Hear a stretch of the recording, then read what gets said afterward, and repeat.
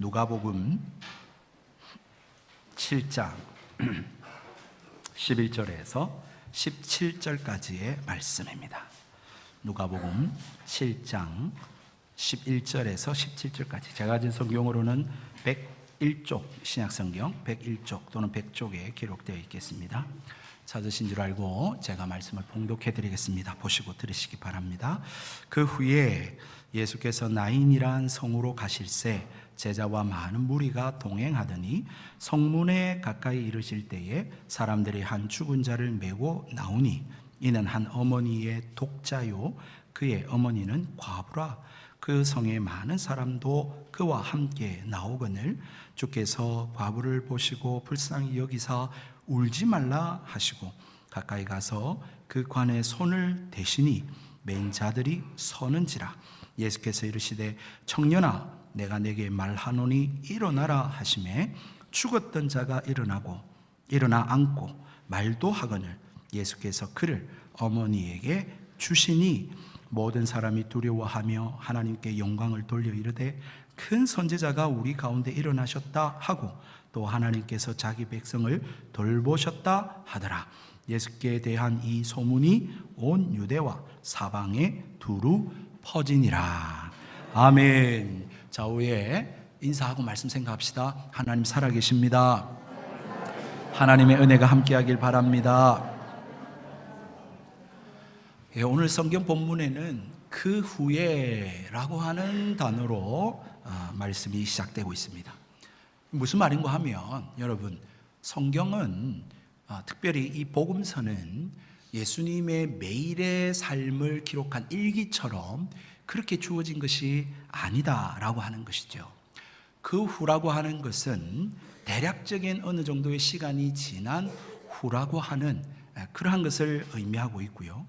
오늘 그러므로 우리가 읽은 이 본문의 말씀은 백부장 그 믿음의 이야기 이후에 어느 시간이 지난 즈음에 또한 우리에게 들려줄, 그리고 우리가 꼭 기억하고 붙들어야 될 중요한 진리를 가르쳐주기 위하여 이 말씀이 기록되어졌다는 것입니다.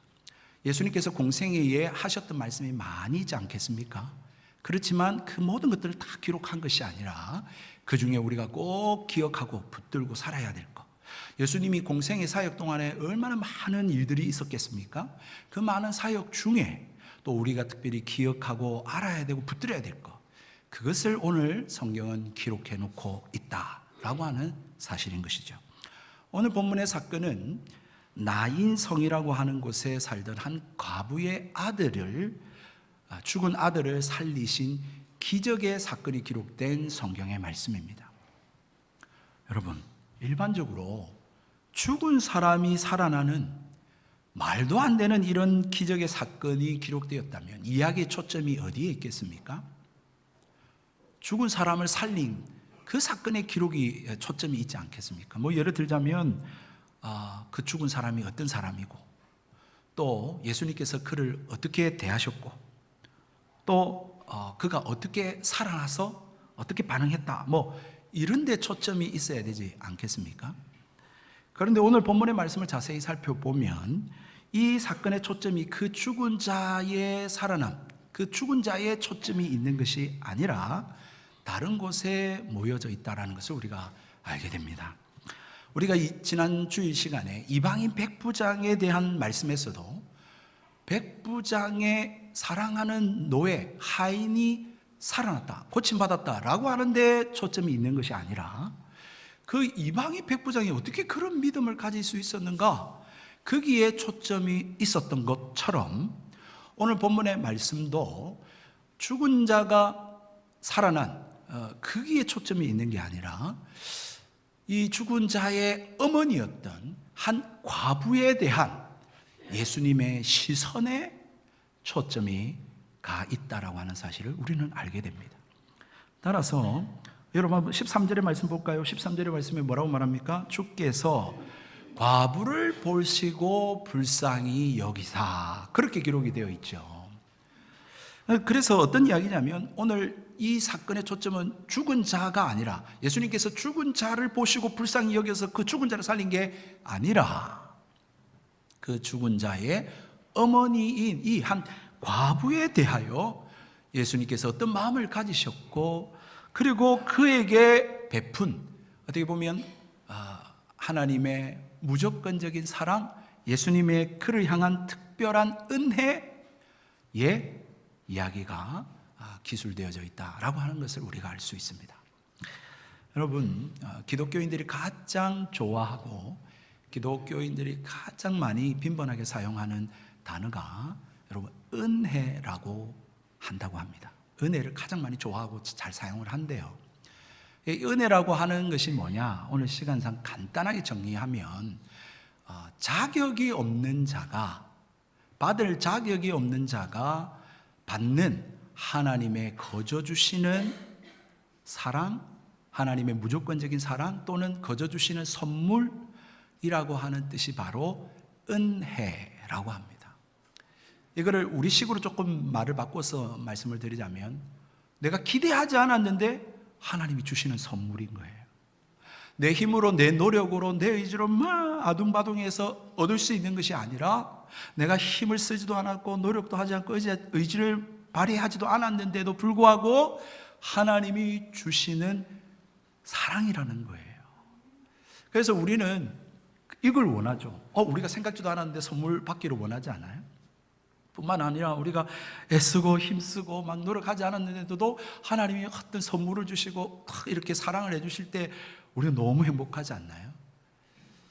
우리가 그래서 그런지 세상 사람들이 이러한 기독교인들을 향하여 좀 조롱 섞인 말로 참 기독교인들은 나약한 존재다, 그렇게 말을 하고는 합니다.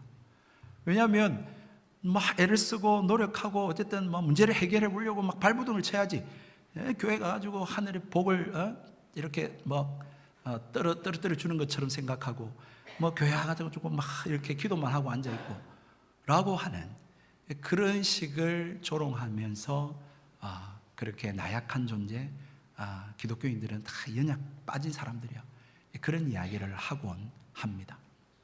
근데 이거는 기독교만을 두고 이야기는 하지 않고요, 종교 생활을 하는 사람들, 종교에 기이한 사람들을 두고 그렇게 비아냥거리고 조롱하고 또 비난할 때 그런 말들을 하곤 합니다. 그래서 마르크스가 종교는 민중의 아편이다, 그런 말을 했었죠. 뿐만 아니라 혹자들은 이 종교는 나약한 인간의 산물이다, 그렇게 이야기를 하면서 종교의 기원이 인간의 이 연약함과 나약함에 있다라고 주장하는 자들이 있습니다. 실로 인간은 거대한 자연 앞에, 인간의 어떤 생명을 위협하는 이 거대한 자연 앞에 사실은 두려워 떨면서 그렇게 무기력하게 지내왔던 인간이었습니다. 한 치 앞도 모르는, 그리고 앞을 예측할 수 없는 그 불확실한 미래 앞에 또 불안해 떨던 존재가 인간이죠. 그리고는 마지막 죽음 앞에 또 두려워하고 떨 수밖에 없는 존재가 인간입니다. 여러분, 참 이런 일들로, 이런 요인들로 말입니다, 쉽게 마음이 요동하고 동요를 하고 왔다 갔다 하고, 이런 인간의 이 연약한 감정을 이 세상의 그 어떤 유한한 그 무언가가 아닌, 유한한 그 어떤 무언가가 아닌 무한하고 절대적인 존재에 내 마음을 둠으로 말미암아서 이러한 두려움과 불안과 공포에 대한 것들을 해소하고 극복하려고 살아왔던 그 삶이 우리 인간의 역사인 것 같아요. 여러분, 그래서 아무리 조롱하고 또 비난한다 할지라도 부인할 수 없는 사실입니다. 여러분, 인간이 지구상 뿐만 아니라 여러분 우리가 살고 있는 이 태양계를 두고만 해도 유일무이하게 어떤 그 위대하고 놀라운 지성을 가지고 이성을 가진 존재가 바로 인간입니다. 그렇지 않습니까? 한번 잘 생각해 보십시오. 이 지구상에 뿐만 아니라 이 태양계에 지성을 가지고 이성을 가진 존재가 어디에 있습니까? 우리 인간밖에 없습니다. 이게 얼마나 놀랍고 대단한지 모릅니다. 이것을 가지고 뿐만 아니라 그 어떤 의지를 가지고 여러분 수많은 문제와 이 공포와 이 두려움과 이 난관들을 해결해 오면서 오늘날의 이 인류 문명을 이루어 왔다라고 하는 사실입니다. 정말 놀랍고 대단한 존재인 것 틀림없습니다. 그런데 하지만 말입니다. 이러한 인간의 화려하고 위대한 이 문명과 첨단 과학의 이 눈부신 발전에도 불구하고 또 수천 년의 세월이 흘렀음에도 불구하고 현대인의 오늘의 삶은 어떠합니까? 여러분, 자연 앞에 그렇게 두려워 떨던 고대인의 삶과 다를 바 없는, 여전히 우리는 슬픔과 고통과 아픔과 두려움 속에 여러분 그렇게 살아가고 있는 자들이 아닙니까? 과연 무엇이 이 문제를 근본적으로 해결해 줄 수 있을까요? 누가 이 문제로부터 우리를 정말 본질적으로 자유롭게 해줄 수 있을까요? 오늘 본문에 나오는 이 여인이야말로 정말 인생을, 슬픔뿐인 인생을 살아가고 있는 여인입니다. 오늘 성경에 이 여인을 소개하는데 뭐라고 소개하냐면 한 과부라고 하는 말을 사용을 하고 있습니다. 이 과부라고 하는 말은 아시겠지만 이미 이 여인은 남편을 여인, 큰 슬픔을 겪은 여인이라고 하는 사실을 알 수가 있죠. 그런데 오늘 성경에 게다가 한 어머니의 독자, 다시 말하면 하나뿐인 아들을 잃은 여인이라고 소개하고 있습니다. 이러한 일을 겪은 사람이 아니고서는 어떻게 이 여인의 심정을 이해할 수 있겠습니까? 눈에 넣어도 아프지 않는 귀한 자식이 세상을 떠나게 되어졌습니다. 사랑하는 남편은 여일뿐만 아니라 하나밖에 없는 아들까지 여였습니다. 여러분, 오늘 성경에 예수님께서는 또 이 독자를 뭐라고 표현하냐면 청년이라고 표현하고 있어요. 장래가 촉망되고 미래가 밝은 꿈꾸는 이 청년이 자기의 곁을 떠나게 되어진 것입니다. 얼마 전 4월 16일은 세월호 참사가 있은 지 9주년이 되는 날이었습니다. 세월호 전체 탑승자 476명 중에 172명만 생존하고 304명이 사망하고 실종했습니다. 사실 이 사고가 우리의 가슴을 더 저미게 만들고 아프게 만드는 원인은 뭐냐면 제주도로 수학여행을 가던 안산 단원고 2학년 학생 325명 중 250명이 이 사고로 말미암아 부모의 곁을 떠나게 되었다라고 하는 사실입니다. 여러분들 잘 못 느끼실 수 있습니다. 근데 저는 어쨌든 지금 저희 자녀들이 거의 다 중학생, 고등학생들이기 때문에 이 자녀를 잃은 그 슬픔에 대한 것은 이루 말할 수가 없는 것이죠. 여러분, 작년에 있었던 이태원 사고도 마찬가지입니다. 사망자 159명 중 75%에 해당되는 119명이 10대와 20대 자녀들이었습니다.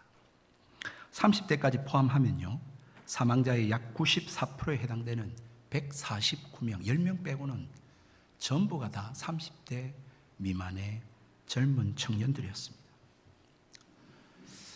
그 자녀들을 잃은, 다 키워놨는데 그 자녀들을 잃은 부모의 아픔, 슬픔이라고 하는 것은 사실 겪어보지 않으면 참 이해하기는 쉽지 않을 겁니다. 여러분, 현대사회도 이렇게 가슴 아프고 슬픈 일인데, 여러분, 고대 사회에 남편을 잃고 하나밖에 없는 아들을 잃었다라는 것은 이건 그야말로 정서적인 슬픔을 뛰어넘는 일입니다. 왜냐하면 남성 중심의 고대 사회 아닙니까? 남편도 잃었습니다.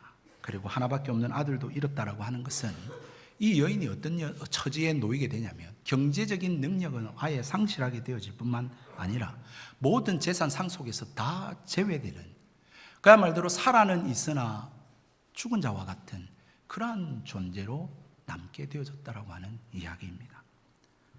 과부는 이제 경제적으로 또한 사회적으로 철저하게 고립되어지고 또한 가장 그 사회에서 소외된 자 중에 하나가 되어 버리는 것이죠.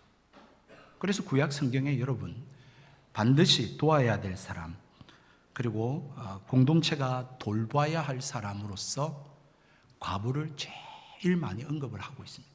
구약 성경을 보시면 율법에도 과부를 돌아보라고 그렇게 성경은 규정하고 있습니다. 그러니까 과부라고 하는 존재는 공동체가, 사회가 도와주지 않으면, 돌보지 않으면 살아 생존할 수 없는 그런 존재라고 하는 사실을 성경은 말씀을 하고 있는 것이죠. 슬픔뿐이 인생만이 아니죠. 그야말로 희망이 없는, 소망이 없는 삶 아닙니까? 애초에 이 하나밖에 없는 아들은 남편의 여인, 이 여인에게는 그야말로 희망 그 자체였을 것입니다.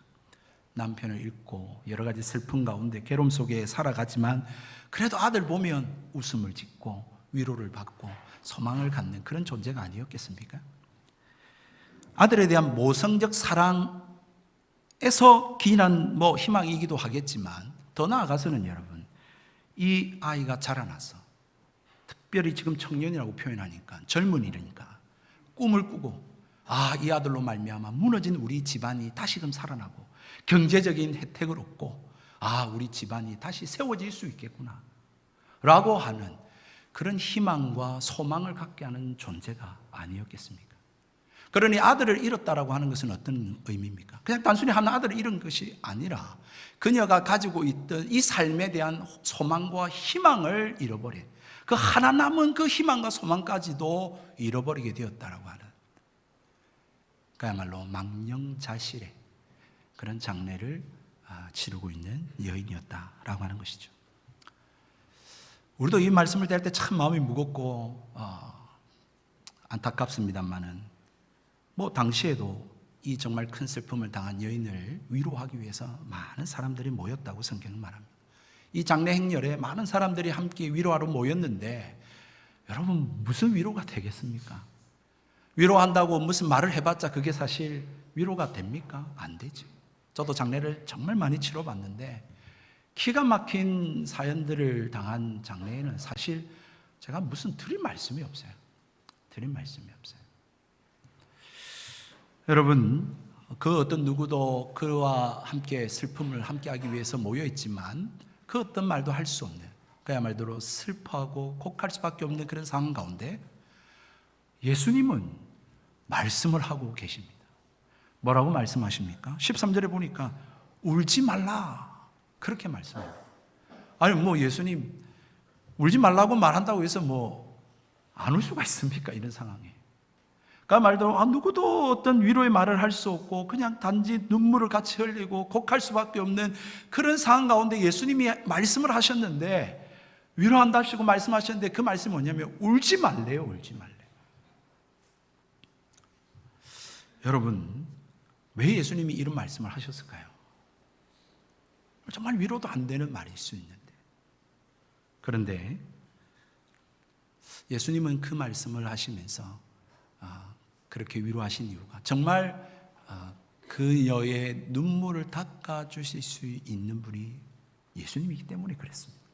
정말 예수님, 그녀를 진정 위로해 주실 수 있는 분이 예수님이기 때문에 그렇습니다. 진정 그녀에게 새로운 소망과 희망을 주실 수 있는 분이 예수님이기 때문에 그렇습니다. 오늘도 마찬가지입니다. 진정 우리의 눈물을 닦아주고 우리의 마음을 위로해주고 우리에게 새 희망, 새 소망을 주실 수 있는 분은 예수님밖에 없습니다. 여러분, 이 여인을 정말 말로만이 아니라 울지 말라, 그건 말로만 끝나면 그건 아무것도 아니죠. 그런데 정말 말로만 그녀를 위로하고 울지 말라고 하신 것이 아니라 정말 그녀의 눈에 눈물을 닦아주시기 위해서 예수님이 하신 일이 뭡니까? 오늘 보십시오. 첫 번째로는 예수님께서 그녀를 찾아오신 것입니다. 여러분, 우리 사건 한번 잘 생각해 보십시다. 예수님께서 가브나움에서 백부장의 사랑하는 하인을 고쳐주시고 난 이후에 시간이 어느 정도 지나서 나인성이라는 곳으로 오셨습니다. 나인성 성문에 가까이 왔을 때에 여러분, 이 예수님의 일행과 이 지금 장례를 치르는 일행이 맞닥뜨리게 되어진 것입니다. 여러분, 과연 우연일까요? 물론 세상 사람들은 우연이다라고 이야기할 수 있겠죠. 여러분, 나인성은 이 예수님의 그 가버나움으로부터 약 한 40km 떨어진 곳입니다. 백리. 여러분, 이 40km 떨어진 곳인데 갈릴리 남쪽 지역에 있는 이스라엘의 평야에 대한 지역입니다. 그런데 여러분들이 성경에서 이 나인이라고 하는 성에 대한 이야기를 들어보신 적 있나요? 없죠. 이 성읍은 그렇게 유명한 성읍도 아니고 큰 성읍도 아니고 그야말로 갈릴리 남쪽에 있는 외딴 이름도 없는 작은 성입니다. 그런데 예수님께서 백리를 걸어서 예수님께서 그 성으로 가셨다라고 하는 사실에 왜 가셨을까라고 하는 우리는 의문을 던질 필요가 있는 것이죠. 그 이유에 대한 답은 우리가 찾을 수 없습니다.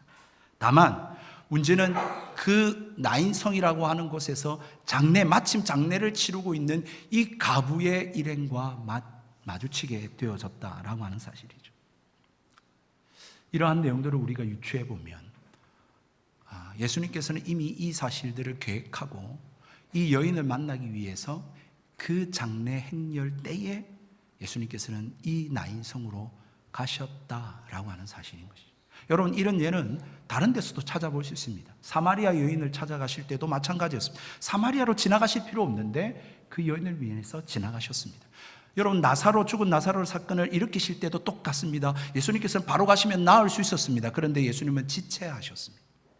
다시 말해서 그 장소와 그 때에 대한 것은 주님의 계획 가운데 있었다라고 하는 사실인 것이죠.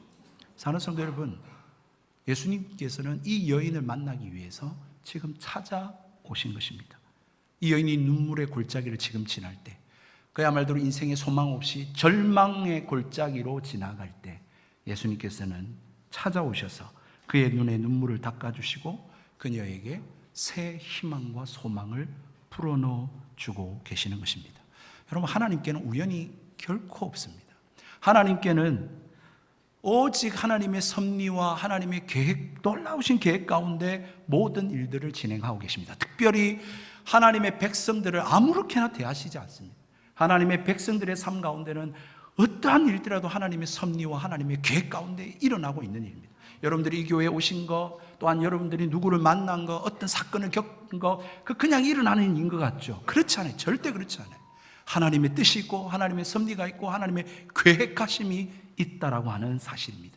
그렇게 하나님의 백성은 하나님의 삶을 인도해 가시고 하나님의 뜻을 이루십니다. 예를 들어 볼까요? 여러분, 한 크리스찬이 배를 타고 가다가 풍랑을 만나서 파선하게 되어졌습니다. 겨우겨우 이 크리스찬은 천신만고 끝에 여러분 어떤 한 무인도 섬에 그가 이르게 되어졌습니다. 그는 그래도 신앙이 있었기 때문에 하나님 저를 살려주셨군요. 하나님 감사합니다 라고 하면서 하나님 이제 구조대를 보내주십시오. 하나님 제발 구조대를 보내주셔서 하나님 다시금 새롭게 삶을 시작할 수 있게 해주십시오. 그렇게 간절히 기도했습니다. 어느 시간이 얼마나 흘렀을까 잘 모르겠습니다. 그런데 구조대는 오지 않았습니다. 그리고는 그는 느꼈습니다. 하나님이 이 무인도에 얼마 동안 살게 하시는구나. 그러면 또 열심히 살아야지 해서 그 파선한 배에서 흘러나온 그러한 것들을 가지고 움막을 짓고 그렇게 또 생활을 시작하게 되어졌습니다. 하나님 또 이것도 어쨌든 살아갈 수 있게 하나님 남겨주셨구나. 그래서 또 감사하면서 그렇게 또 삶을 시작합니다. 얼마나 지났을까요? 한 달이 지났을까? 여전히 구조대는 오지 않는 그러한 가운데 어느 날 갑자기 불이 나서 그가 살고 있던 그 움막마저도 다 불타버리게 되어진 것입니다. 그가 살았습니다. 또 지금까지 견디고 버티며 왔습니다. 근데 이제서는 하나님 왜 이런 일이 저에게 일어납니까? 하나님 살아계십니까? 하나님 정말 저를 향한 선하신 뜻이 있습니까? 왜 이런 일을 나에게 고난을 주십니까? 라고 하고 그렇게 하나님 앞에 낙심하고 있었습니다. 그런데 얼마나 지났을까요? 구조배가 다가오는 것입니다. 그리고는 그가 그 구조 너무 신기하고 놀라우니까 그 구조대원에게 물었습니다. 아니 제가 여기 있는 줄 어떻게 알고 이렇게 구조하러 오셨습니까? 예, 이렇게 배가 지나가고 있는데 연기가 나고 불이 보여서 그래서 이곳으로 오게 되어졌습니다. 예, 일부보다는 훨씬 낫네요. 그래도 아멘 하시니 일부 때는 아무 반응이 없으시던데 제가 다른 예화를 준비해야 되나 제가 그 생각을 했는데, 사랑하는 성도 여러분, 하나님의 백성은 하나님의 섭리와 하나님의 계획 가운데 있습니다. 우리에게 비록 나쁜 일, 내가 원치 않는 일이라 할지라도 분명히 그 가운데 하나님의 섭리와 계획이 있고 하나님이 그런 가운데 우리를 찾아오십니다. 그리고 하나님의 정확한 시간과 하나님의 정확하신 때에 하나님은 우리에게 도와주시고 힘주시고 하나님의 역사를 이루시는 분이심을 여러분 믿으시기를 축복합니다. 정말 이 사건은 예외적인 사건이 아닐 수가 없습니다. 한번 보십시오 여러분. 예수님께서 이 사복음서를 보면 놀라운 이적들을 많이 이루셨지 않습니까? 그런데 그 이적을 이루실 때에 누가 말하지 않았지만 꼭 나타나는 두 가지 공식들이 있었어요. 첫 번째는 뭐냐면 먼저 예수님께 찾아왔죠. 예수님께 찾아와서 낫게 해달라고, 살려달라고, 기적을 베풀어달라고 간청하고 그렇게 했습니다. 그런데 오늘 본문의 말씀에는 지금 이 여인이 그렇게 하고 있나요? 전혀. 여러분, 여인이 찾아온 것이 아니라 예수님이 그들에게 먼저 다가가시고 말씀하고 계시는 것을 보게 됩니다. 또 하나 더 있습니다. 여러분, 어떤 기적이 일어나고 어떤 역사가 일어날 때에 여러분 많은 사람들이 찾아와서 막 예수님께 간청합니다. 그때마다 예수님께서는 그들의 믿음을 보시든지 아니면 주변 사람들의 믿음을 보시든지 아니면 그 믿음을 확인하시는 그 믿음에 대한 언급들이 항상 있어요. 그런데 오늘 사건을 보십시오. 예수님이 이 여인에 대한 믿음을 보셨나요? 아니, 주변 사람들이 예수님께 나와서 간청하고 그 주변 사람들의 믿음이 있었나요? 믿음에 대한 언급이 전혀 나타나고 있지 않습니다. 그녀가 믿음이 있는지 없는지 예수님이 물어보시지도 않아요. 여러분, 우리는 앞에서 살펴보았던 이방인 백부장에 대해서는 이만한 믿음을 본 일이 없다라고 하면서 예수님께서는 그 믿음을 확인한 일이 있었습니다. 그런데 오늘 본문의 말씀은 유독 그러한 사실들이 기록되어 있지 않습니다. 예수님께 이 여인이 찾아오지도 않았습니다. 주변 사람들이 간청하지도 않았습니다. 원하지도 않았습니다. 또한 주변에 그렇게 믿음 있는 사람도 없었습니다. 예수님께서는 역시 이 여인에게 네가 믿느냐라고 물어보시지도 않았습니다. 그런데 예수님은 일방적으로 찾아가셔서 말씀하시기를 울지 말라라고 말씀하시고 그리고 그녀의 아들을 일으키는 사건을 일으키고 계시는 것입니다. 왜 그러셨을까요, 여러분? 왜 이런 예외적인 사건을 이루시죠? 거기에 대한 답은 13절의 말씀입니다. 주께서 과부를 보시고 불쌍히 여기사. 여러분, 불쌍히 여기셨다, 이 한마디밖에 없습니다. 이 불쌍히 여기다라고 하는 헬라어 프랭크 니조마이, 여러분 이 단어는 좀 기억을 하시면 참 좋습니다. 여러분, 사복음서에 12번 딱 사용되고 있습니다. 여러분, 스플랑크 니조마이라고 하는 이 단어는 예를 들자면 여러분 탕잡유에도 나오고요, 오병이어를 행하실 때도 불쌍히 여기셨어요. 칠병이어를 행하실 때도 불쌍히 여기셨어요. 나병 환자를 고치실 때도 불쌍히 여기셨어요. 예수님의 수많은 기적들 가운데 사용된 단어가 이 스플랭크 니조마이라는 단어입니다. 그런데 이 단어가 어떤 뜻이냐면 여러분, 창자가 뒤틀리기까지 라고 하는 의미입니다. 우리식으로 표현하면 애가 끓는 마음, 애장이 녹는다라고 하는 그 표현처럼 예수님께서는 이 지금 과부의 이 당한 일들을 보시고 창자가 뒤틀리기까지 고통하시고 아픔을 함께 공감하시면서 그를 불쌍히 여기셔서 그들이 원하지도 않았고 요청하지도 않았고 믿음이 있는지 없는지도 확인하지 않으시고 예수님께서는 그저 무조건적으로 울지 말라 하시면서 그의 죽은 아들을 일으키고 계셨다라고 하는 사실인 것입니다. 주체할 수 없었던 것이죠. 여러분, 구약 성경에 보면 죽은 자의 시체에 그 관이나 거기에 손을 대는 것은 부정한 일입니다. 그래서 얼마나 부정하냐면 7일 동안에 진영 안으로 들어갈 수가 없습니다. 속죄의 의식을 행해야 되고요, 그리고 난 다음에 들어갈 수 있습니다. 이렇게 지금 여러분 예수님이 행하시는 일들 보면 지금 유대 종교 지도자들이 다 지금 잡아 죽이려고 하는 그런 때 아닙니까? 그런데도 예수님은 아랑곳하지 않으시고 불쌍히 여기는 그 마음에 지금 놀라운 일들을 행하고 계시고 있습니다. 무엇을 말해주고 있습니까? 예수님께서는 부정한 일에 영향을 받으시는 분이 아니라 바로 이 부정한 인간과 이 세상을 정결케 하기 위해서 오셨다라고 하는 사실인 것입니다. 하나님 나라가 이러한 나라다라고 하는 것을 말해주고 있습니다. 그러므로 다시 말해서 여러분, 애초에 하나님 앞에 온전히 설 수 있는 인간은 아무도 없습니다. 그 누구도 여러분 어떤 인간적인 조건에 하나님 앞에 갈 수 있고 못 가는 사람, 하나님 나라에 들어갈 수 있고 못 가는 사람 자체가 없습니다. 인간과 이 세상은 다 하나님 앞에 부정한 자들입니다. 설 수 없는 자들이에요. 그런데 예수님께서 이 땅에 오심으로 말미암아, 그가 십자가에 못 박혀 죽으심으로 말미암아 이 죄인들로 말미암아 정결케 하고 주님 앞에 나올 수 있고 하나님 나라에 들어갈 수 있는 그런 놀라운 역사를 예수님께서 이루셨다라고 하는 사실이죠. 하나님 나라가 이러한 나라입니다. 하나님이 이러한 믿음으로, 이 사랑으로, 이러한 평화와 이 소망과 치유와 안식의 나라라고 하는 사실을 말해주면서 예수님께서는 이것을 우리에게 주기를 원하십니다. 여러분, 예수 믿는 분들은 정말 이것을 원해서 예수 믿는 것 아닙니까? 그의 나라가 어떤 나라인지를 알고 그 나라에 들어가고 그 하나님 앞에 서기 위해서. 여러분, 이러한 하나님의 전적인 은혜가 저와 여러분에게 충만히 임하기를 주의 이름으로 축복드립니다. 믿음이 부족해도 요청하지 않으신 주님, 우리를 불쌍히 여기시고 먼저 찾아오시고 먼저 은혜를 베푸시는 주님, 이 주님을 만나실 수 있는 저와 여러분이 되기를 주의 이름으로 축복합니다.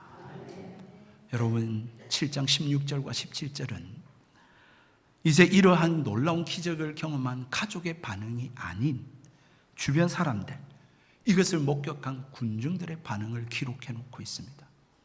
이것은 무엇을 이야기하냐면 예수님께서 단순히 한 여인을 불쌍히 여기시고 그 한 여인에게 베푸신 개별적 호의가 아니라 그 사건을 통해서 많은 사람들에게 예수님 자신이 누구이고 예수님이 왜 이 세상에 왔는지를 알리기 위해서 일들을 행하셨다라는 사실을 잘 보여주고 있는 것이죠.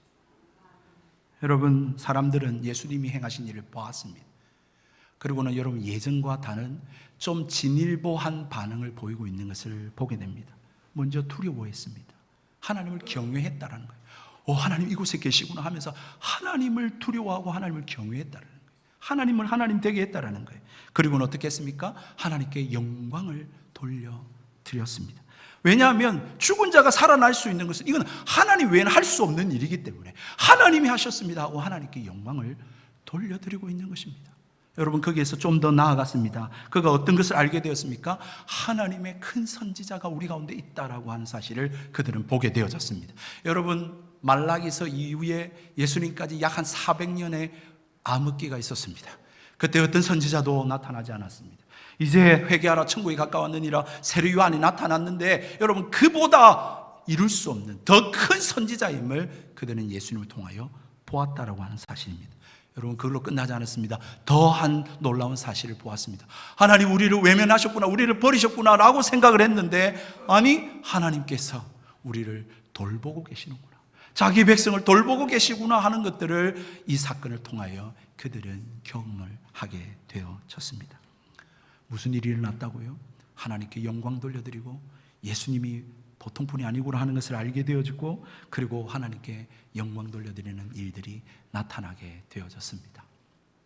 사랑하는 성도 여러분, 이 기록을 믿으시고 여러분, 이 군중들처럼 오늘 우리 역시 예수님을 믿고 하나님께 영광 돌려드리는 저와 여러분 되기를 주의 이름으로 축복드립니다.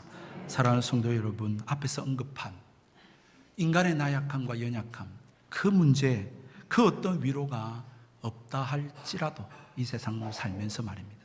적어도 한 가지, 우리가 어떻게 해결할 수 없는 이 죽음의 문제만큼은 해결받고 여러분 생명을 얻으실 수 있는 저와 여러분 되기를 주의 이름으로 축복합니다. 사실 인간에게는 죽음이 최후의 한계 아닙니까? 다른 것은 어떻게 다 극복해 본다 할지라도 이 죽음만큼은 지금 어떤 첨단 과학과 의학에도 불구하고 해결할 수 없는, 손을 댈 수 없는 그러한 사실이 바로 죽음 아닙니까? 그러나 주님은 손을 대셨습니다. 그 전능한 손으로 죽은 자를 살리셨습니다. 이것은 여러분 성경에 기록된 세 가지 죽은 자를 살린 사건, 야이로의 딸 나사로, 그리고 오늘 성경에 기록된 이 한 가부의 아들, 이것을 말미암아 와, 예수님이 전능하구나, 능력 많구나 라고 하는 단순한 사실을 말해줄 뿐만 아니라 예수님이 죽음을 이기시고 다시 살아나실 그분의 부활의 사역을 암시하고 있는 사건들입니다. 거기에서 더 나아가죠. 예수님을 구주로 믿는 자들 역시 주님 오실 때에 다시금 부활하여 영원한 생명을 살고 누리게 될 것에 대한 약속을 보여주고 있는 사건이라고 하는 사실인 것입니다. 사랑하는 성도 여러분, 어떻습니까? 이 세상 인생에 우리가 어떻게 할 수 없는 모든 문제 주님 앞에 한번 맡겨보시지 않으시겠습니까? 열심히 살아야죠. 최선을 다해서 살아가야 합니다. 그러나 때론 우리가 어떻게 할 수 없고 우리가 힘에 겹고 정말 포기하고 싶은 그러한 일들을 만날 때, 다시 말해서 손댈 수 없는 일들을 겪을 때 여러분 주님 앞에 나와 보시지 않으시겠습니까? 주님은 손을 대실 수 있으십니다. 그 전능한 손으로 우리의 눈물을 닦아주시고 또 우리를 위로해 주시고 우리의 모든 문제를 해결하실 수 있는 분이십니다. 오늘 여러분 성경에 보십시오. 이 죽은 자 아들을 살리고는 어머니에게 주셨다, 그렇게 표현하고 있습니다. 이 죽은 아들 일어나서 엄마한테 오면 되죠. 그렇게 성경은 말하지 않습니다. 나사로는 일어나 걸어 나왔다, 이렇게 표현하고 있는데 오늘 사건에서는 예수님이 어머니에게 주셨다라고 표현하고 있습니다. 무엇을 이야기하고 있습니까? 진정 우리의 눈물을 그치게 해 주실 수 있는 분이라는 것입니다. 정말 우리의 절망과 낙심과 좌절 가운데 놓일 수밖에 없는 우리에게 희망과 소망을 주실 수 있는 분이라는 것입니다. 슬픔이 변하여 기쁨과 영광이 되게 해 주실 수 있는 분이라는 사실입니다. 우리의 믿음에 상관없이, 우리의 요청에도 상관없이 그 은혜를 입을 수 있는 그런 저와 여러분 되기를 주님의 이름으로 축복드립니다. 우리 함께